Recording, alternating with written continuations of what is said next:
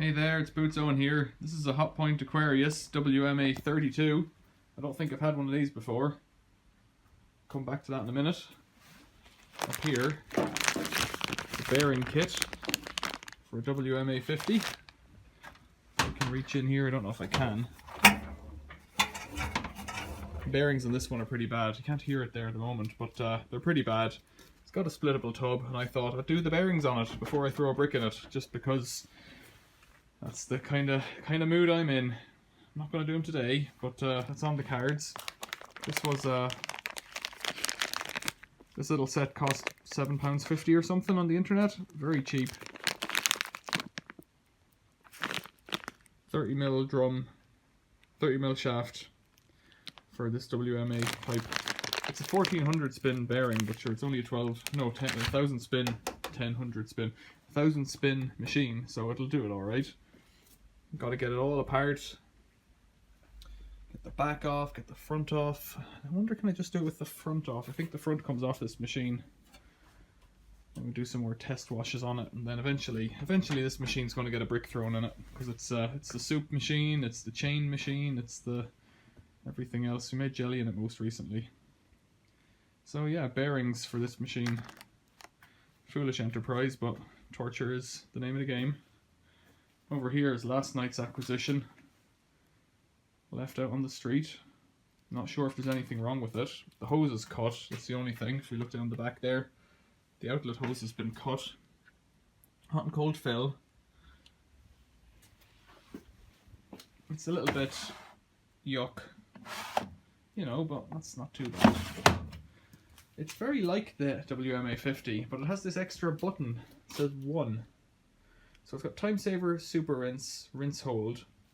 And this one has time saver, extra rinse, rinse hold. And then the grey one has mini load. And this one has gentle action and 1. I don't know what 1 means. This one has a variable spin thing. This one doesn't. This one has the same set of lights, so from door locked down to end. Same set of lights. So it could be the same circuit board in here. 95 pre-wash.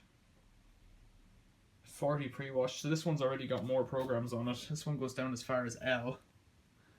That one goes to L with an exclamation mark at the end. Hand wash, quick wash, silks, machine wash wool, acrylics, I'm going from the bottom up. Coloured synthetics, non-colour fast cotton. No, it's the other way around there, D&E. Yeah, okay, D&E are the other way around. White cotton 95, so this one has an extra 40 pre-wash cotton, and it misses out on the 60 colour fast cotton. No, it's moved that one down a bit. Then non-colour fast cotton. Then colour safe cotton with 30. Okay, this one doesn't have that option, so a little bit different there. And this one has hold to restart, whereas this one over here has the exclamation mark for stop or change program. 1200 spin, 1000 spin. Same crappy chintzy door. I really hate these doors. They're so thin and kind of awful. Sounds okay. Haven't looked inside it yet. It smells quite clean, which is not necessarily a good thing. I'm not sure if it has the facility for doing a filter.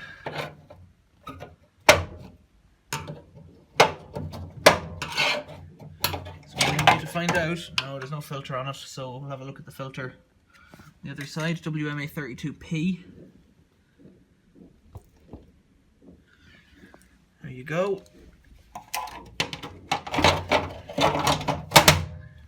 Snap. It smells quite nice, this one, actually. It doesn't smell too bad. So, WMA 32.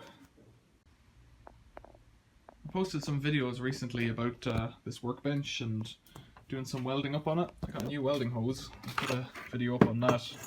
New welding hose, new flashback arresters, and a new mixer in there. There's a video coming on that if it isn't up already. I've got 2 welding videos up, so that'll be a 3rd. I'm working towards building a forge. I'd like to build a forge for casting metals. It's just a daydream really, but well, I might do it. bought some of the stuff I need to do it. So over here on the bench I've been tinkering with gas appliances, which is always fun. People think gas is dangerous. I'm inclined to agree, but pottering away with oxygen and acetylene makes me think it's not that bad. So I've got a can of butane, which is not propane. Different thing. It's a bit of a learning curve for me figuring out about gas, but can of butane, got 2 cans of butane actually, and I've got to get a regulator for that to get the gas out of the bottle. And then I think if I just plumb it in here into something like this, not this one, but make my own nozzle, I should be able to make up a little forge blower.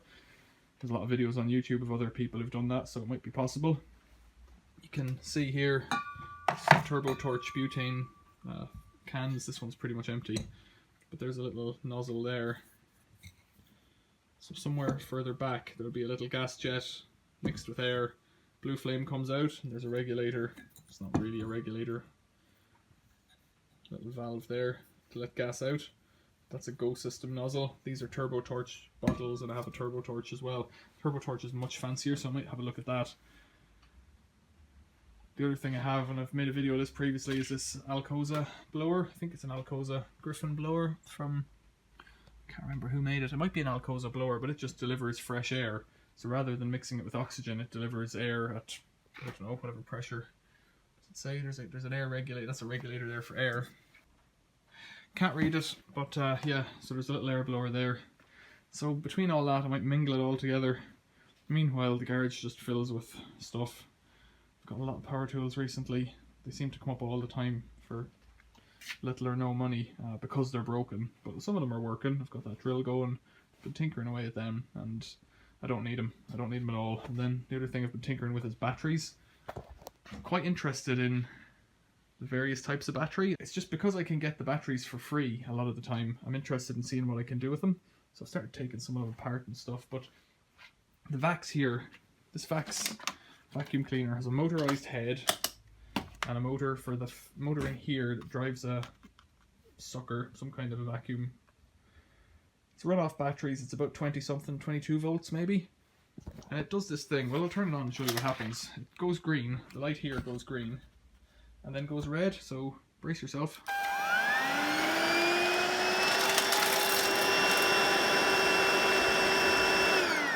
I'll turn it off there, but the red flashing light comes on almost instantly, indicating that there's a problem with the battery, and then it goes off after a few seconds. So it does a little bit of vacuuming. I've managed to get that much stuff off the floor.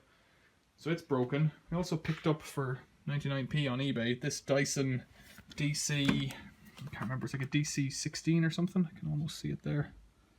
Yeah, it's a DC16. You can just about see that on the center of the screen there. DC16 Dyson. It didn't come with a battery or a charger. I think it might be dead. It does a thing where when you put a power source into it, I managed to get a power source onto it. It does a red flashing light thing, which according to forums online means there's a problem with it. Don't know what it is yet, but yeah, we'll come back to that. I've posted videos of this lithium ion unit. It's a G-Tech vacuum cleaner. I've posted videos of that. It's worth a look. It's a nice vacuum cleaner. Quite expensive really, but well, I got it for free and then a friend gave me the batteries. So all in all, it's pretty good. I found some Sony, I don't know if you can see that black thing there, speaker bars recently as well. And they're pretty cool. Don't know that they'll make a video, but I just thought I'd show it because, you know, it's a pretty cool sound system thing, and you can Bluetooth the phone onto it. So when I'm out in the workshop, they're pretty handy. In here is a miniature Variac. Well, it's not miniature, but it's quite small. It's a little Claude Lyons Variac and transformer, and I've not made a video of that yet. I've taken it apart. I can't really figure out what it's for because it delivers up to 22 volts. So up to 22 volts AC. So I have no idea what that's for, but I'll post a video on it and then take it apart. I just want the Variac end. I've posted a video before on the VFD. You've seen that. That's from a Bosch vacuum cleaner. I made some footage of it, but it really doesn't make a video. So what are you going to do with that? It's got lithium ion batteries in it, and that's what I want. And I'm wondering if I can get them to run one of the Dyson or the Vax, but it's quite a complicated setup there. So what I was thinking was, the Vax battery pack is here. So if I take the battery pack apart and just swap out the batteries for new ones, that might fix it. But it could be something wrong with the charging circuit or anything else. I have charged that battery. I gave it a charge from two 12-volt batteries. I just put the power across directly, and overnight it did charge it up to the point where it went from being flashing red to green, and then doesn't really do anything. So what are you gonna do? It doesn't do anything. I scrapped out a couple of Sky boxes recently and got some hard drives, and I kind of wonder, it's kind of nonsense really, because I don't know what format they'd be saved in, but I wonder, is there stored videos on it or something, like TV programs? But I'm just wasting my time really with those hard drives, so I'm not sure what to do with that. And then recently I got this Skybox and put it up on eBay, thinking, oh yeah, that's pretty cool. And then immediately I got a takedown strike from eBay because Skyboxes are apparently owned by Sky and not by the user. And even though they've been thrown in a skip, they're they're not for touching. And that one's got a hard drive in it as well, which I might scrap out. I haven't got the remote for it, so I can't really use it. And I haven't got a Sky Dish or any of that stuff. I'm not into TV, so I like watching videos on YouTube, but apart from that, I don't know what to do with this either, because it's basically a computer in there. There's a little heatsink here, so there's some kind of a processor in there, and then there's a hard drive, so it's just a storage unit really. Then over here, I was tinkering away with this thing. This is a half bike. It's quite a fun little thing to ride. You can ride it. It does work. That's the front of a scooter. It's a pneumatic 8-inch wheel, tire and wheel. And so you put the steering tube here, and you steer it with your hands under the saddle. I haven't got any brakes rigged up on it yet, so it makes it a bit sketchy. But I was doing some welding, and before I got the hang of that oxygen cylinder, I did some welding here, and it's just awful. The welding is, like, I knew it was bad when I was doing it, but I couldn't figure out what was going wrong, and I think it just had way too much pressure on the oxygen. So you've got a completely burnt out weld, completely oxidized weld there on both sides and a little bit down below. So either I'll cut that out and do it again, or not. I don't know. Like, you can see I've just made it up. It was a Razor scooter, 24 volt little scooter, and it has this pneumatic front wheel, which is nice, but the back wheel is solid plastic, so the thing must like rattle your teeth something terrible when you're on it. So this has just been mingled between a 20-inch back wheel, 8-inch front wheel, and the frame off a 28-inch wheel bike. Quite a big frame that, but when you drop it down you see it starts to fit me, which is good. And I have to make up a fork modification because you need the fork to be extra slim to run between the pedal cranks, and quite a strong caster angle on that on that wheel, so it just basically you don't need the handlebars at all. You can just wobble along on it. It's like a balanced unicycle, but works kind of well. So I might make a video about that, or I might not, depending on the feedback I get. A neighbour gave me some wheels, and I just fixed the freewheel in this one. The cassette freewheel unit, the freewheel was completely seized up and gummed up, so I've basically just took it apart and cleaned it. It's a very easy job to do, but it's leaves your hands covered in shmoo. This is a Korg Triton music workstation. It was thrown in a skip, and someone cracked one of the black keys, and 2 of the whites, or 3 or 4 of the whites, are kind of stuck, and I'm wondering, is it worth fixing? It had an issue with the power board. The power board would just be disconnected inside somehow, probably from being shook. And it's missing a knob, but the knob's kind of irrelevant because it's a momentary kind of thing. It's not a rheostat in there. It clicks from spot to spot. Like, it's all a bit mashed up here, you know. I don't know if it's worth anything. I think it's worth some money if it's working, but with a repaired keyboard, I don't think it's worth anything. I think in its day it was really good, but like, it's got a floppy disk drive, so it's not exactly modern. Not modern at all. You might have seen the video recently trying to fix a Henry board. That didn't work, so I've got a couple of Henrys now that just need the high-low modification turning off. And I saw some YouTube correspondent there that seems to have he's got a Henry store online separate to YouTube, and he's selling just indicator lights that fill this space. So if you take out the switch, you can just put an indicator in there and it comes on when the machine's on. It kind of hides the fact that it had a high-low, but they're, well, I don't know what price he's selling them for, but on eBay they're about £7, which I think is expensive just for an indicator light. So I didn't get any yet, but I think that's the way to go. The one that I've been using, not that one, there's another Henry upstairs. I've just left the hole in it, which is kind of dicey because if you put your finger in, you could get a little fry.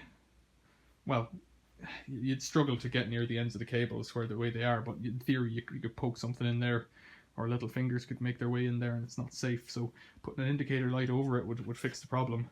That's the really old Henry with the switch down below on the side. I think that's my update.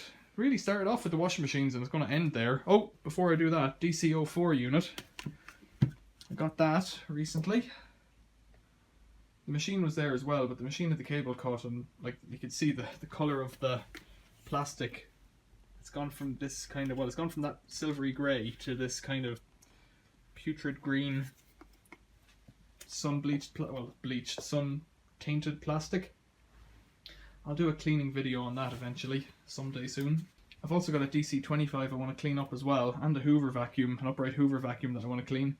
But this Aquarius, we'll do some tests on this one and see if it works, but in reality I think it's just going to get a brick, because in my experience, these Aquariuses are really good at eating bricks.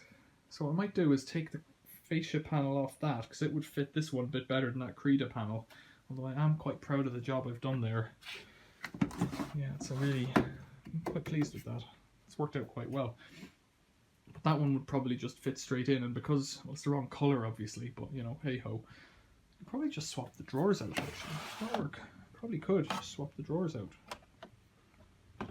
Another day. I might do that in another video. And do a filter video on this and whatnot the way I usually do. Wouldn't mind a tour of this one compared to that one, because I presume it's just the same, a lot of the same parts, same soap drawer, same concrete block. Probably a different tub if it's 1200 versus 1000, but I don't know. It's got a hot and cold fill, so I wonder if it's even the same circuit board, but I'm not inclined to take that apart just yet. I think we need to smash this one as well. But do the bearings first. Alright, I've rambled on long enough. Any questions or comments? Anything you think is a good idea to make a video of, tell me about it. Thanks for watching. See you later.